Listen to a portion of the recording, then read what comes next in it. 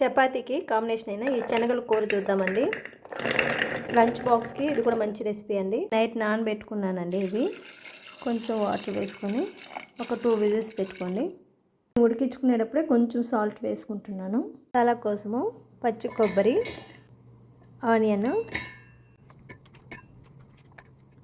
Tomato, అల్లం, garlic, కొంచెం salt వేసుకోండి, ఎందుకంటే ఆల్రెడీ మనము చనాలో వేసుకున్నాము.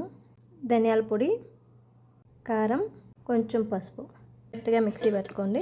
కొంచెం నూనె వేసుకొని బిర్యానీ మసాలాను కూడా వేసి బాగా వేయించుకోండి. ఇలా ఉడికించుకున్న చనాని ఇలా మెదుపుకోండి.